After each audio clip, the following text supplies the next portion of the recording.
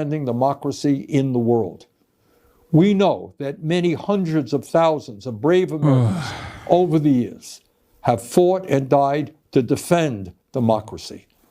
I wish we had more cranks, man. Like, I wish we had like real rugged anti-imperialist cranks. Let's hear what Bernie has to say. Witnessed an extremely sad moment in American history.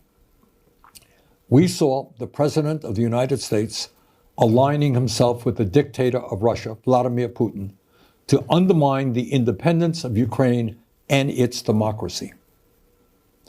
Let's be clear.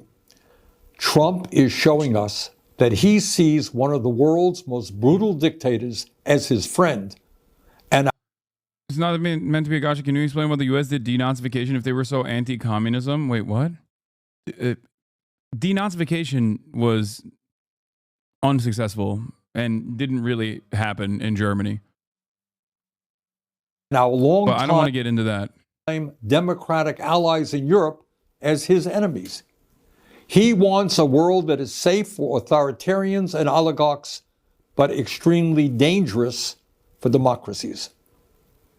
It will not surprise you when I tell you that Trump is lying, as he so often does. Yesterday, Trump said that Ukraine started the war. That's not true. Russia invaded Ukraine twice, first in 2014, and then again in 2022. Right now, Russia occupies about 20% of Ukraine.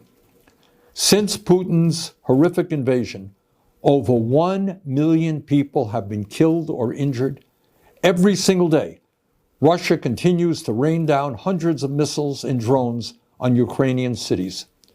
Putin's forces have massacred civilians and kidnapped thousands of Ukrainian children, bringing them back to Russian re-education camps. These atrocities led the International Criminal Court to issue an arrest warrant for Putin in 2023 as a war criminal.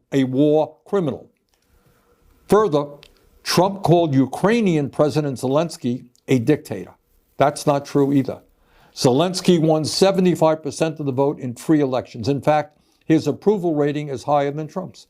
In the midst of a brutal war, Ukraine's parliament continues to function and free and unfettered political debate takes place. Trump claimed that our European allies have done little to support Ukraine in its fight against Putin's invasion. He said the United States has contributed 3 times more than Europe. But that's another lie. In fact, Europe has provided more aid to Ukraine than the United States. But it's not just that Trump is lying again. That's not new. It's what this all reveals about where he wants to take our country, and in fact, the entire world. Trump is cozying up to Vladimir Putin. So who is Putin? And what kind of world does he want to build? Putin is a dictator who crushed Russia's movement toward democracy after the end. Okay, from a purely aesthetic standpoint, I think it is fucking insane what Donald Trump is saying, 100%. But given how unpopular like supporting Ukraine is in the United States of America, I don't know if this is not for Bernie. Obviously, Bernie talks about domestic issues. That's his bread and butter. He talks about it all the time.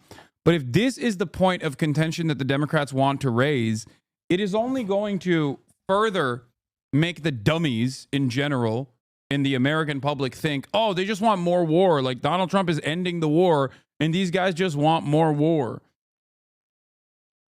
If that makes sense.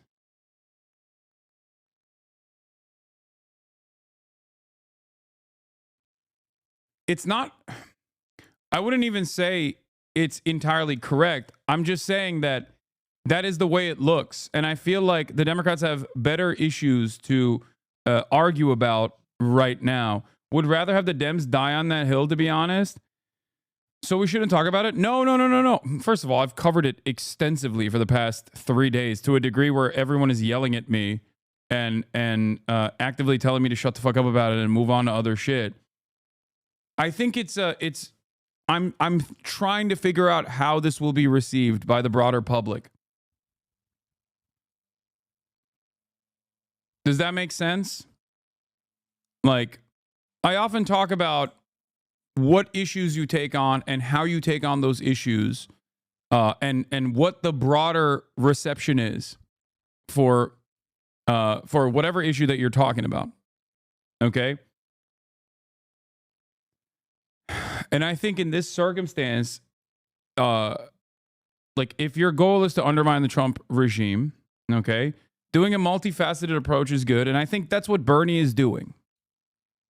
I think Bernie Sanders is tackling this issue from every avenue, and therefore this is appropriate for him to do. But if the Democrats hold on to exclusively this side of the bargain and not all the other things that Bernie routinely rails against, like the oligarchs controlling the government and things like that, then they're going to come across like a party that only cares about maintaining U.S. aid, and a party that only cares about, saying that we have to keep giving Ukraine more weapons, and we have to keep throwing Ukrainians into the meat grinder because Vladimir Putin is a thug.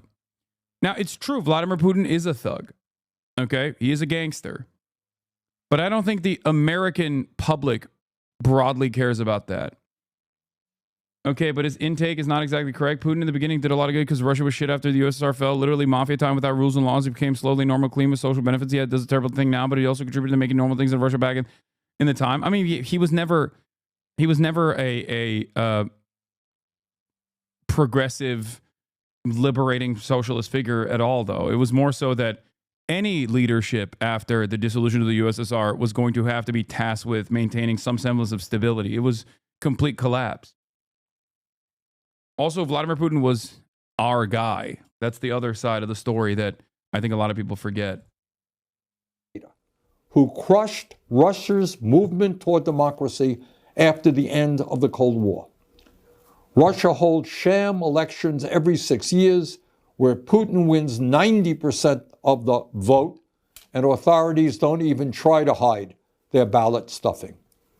There is no freedom of speech or free media in Putin's Russia. Protests are violently suppressed.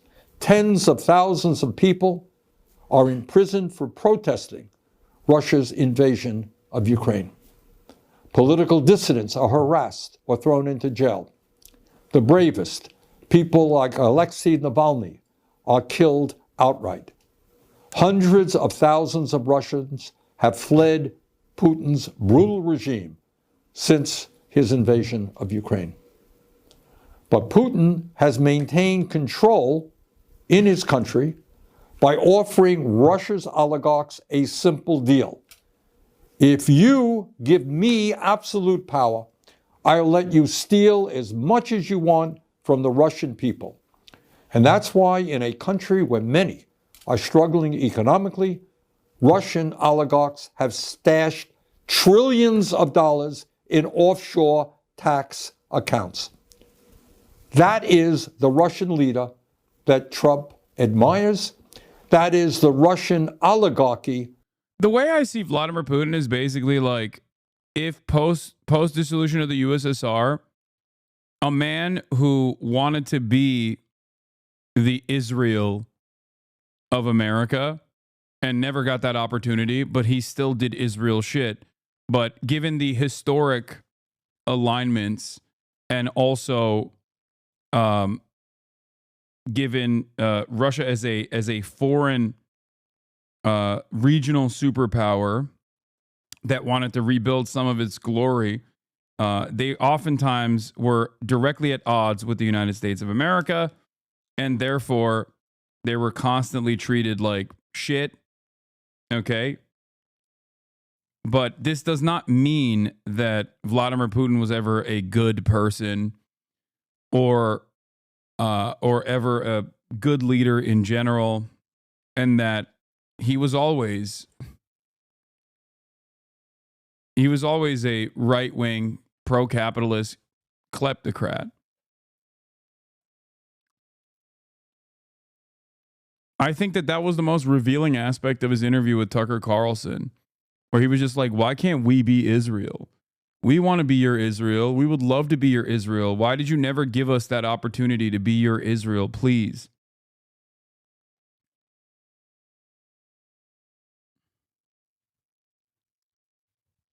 That's it.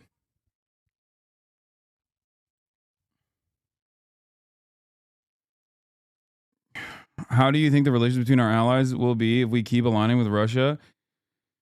I don't think that that's going to be. I don't know. I don't know if that's like entirely consequential.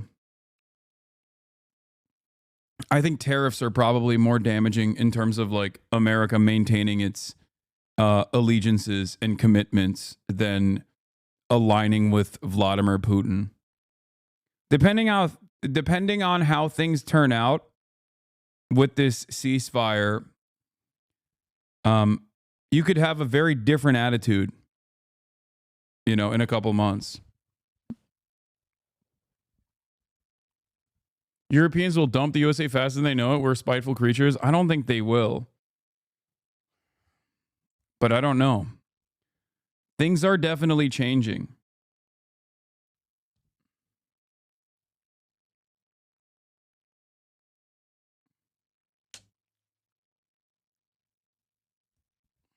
I think it's dangerous to have this thought about Putin or anyone saying he's all bad and taking away credit he might have had. Not that I like him or anything. It's just not dialectic. No, I just think that any person who was in that position would do the exact same thing in terms of maintaining stability and under complete collapse. I mean, it's like looking at Israel's land reforms and being like, well, it's technically socialist. Okay, but it's also being utilized towards colonialism. It's being utilized towards maintaining the settler colonial project. You know what I mean? Like, sure, on principle, creating some semblance of stability in a country that was absolutely, utterly devastated is good. Anyway, tariffs are just money. Aligning with Putin and claiming Greenland is much more serious for Europeans. Tariffs are just money? What are you talking about? That's the most important part of everything. That is all this is. Tariffs are just money is so funny. What do you think happens when economies collapse? What do you think happens when like Europe becomes objectively poorer and poorer and poorer as a consequence of these tariffs? Yeah, tariffs are just money, except money is everything.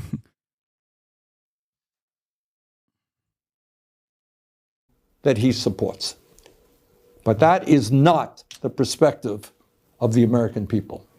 We know, and we are proud of, the fact that the United States of America is the longest standing democracy in the world. We know that many hundreds of thousands of brave Americans over the years have fought and died to defend democracy. I wish we had more cranks, man. Like, I wish we had like real rugged anti-imperialist cranks. Like there used to be people who would take like positions that I was shocked by, you know what I mean? In terms of like foreign policy, the American Congress wasn't this uniparty on foreign policy where like everything came across like a State Department readout, Like, where are the Mike Gravells of the world? I mean, he's dead, but like, and I'm talking, the only type of cranks that we now have are like weird people that have allegiances to like, the Ba'ath Party or something. You know what I mean? Like there's never any cranks on the, like Bernie Sanders was regarded as a crank back in the day for his unconditional support to the, to like Latin American socialist movements and shit. Like he used to be not this guy that you're seeing now. He used to be the guy. And it's interesting because like the only cranks that are allowed in American politics in terms of like, elected representatives are people like Tulsi Gabbard. You know what I mean? It's just like, it's only in one direction. And then they're not even considered cranks after a while anyway. Oh, the funniest part is like two of the people who started the Gravel Institute went into investment banking after it fell off. Wasn't literally the Ukraine guy, the number one Ukraine guy, a Gravel Institute kid too? The dude who was like, how can I make Like the dude who went to Ukraine and then interviewed a bunch of people that work for think tanks in Ukraine with clips out of context. Like with my classic clips, Hasan is pro-Russia. And then he made like a video about how, Ukrainians were very mad about Hasan. That's like an insane thing to do, by the way. I genuinely do think that that's like wild. When you're actively hands-on in a conflict area and you're like, I'm going to do drama content here. You're literally pro-Russia even now? Yes, of course. I am pro-Russia. Yes. I love Vladimir Putin. You caught me. We also know that our allies in the world are those countries that believe in democracy, not authoritarianism. In this critical moment in our history, I hope that every American, regardless of political perspective, will stand tall and say yes to democracy, no to oligarchy, and no. I mean, this is pretty basic stuff, and he's not wrong on the broad scopes of this conversation, the broad strokes of this conversation. Like, yeah, Donald Trump is insane.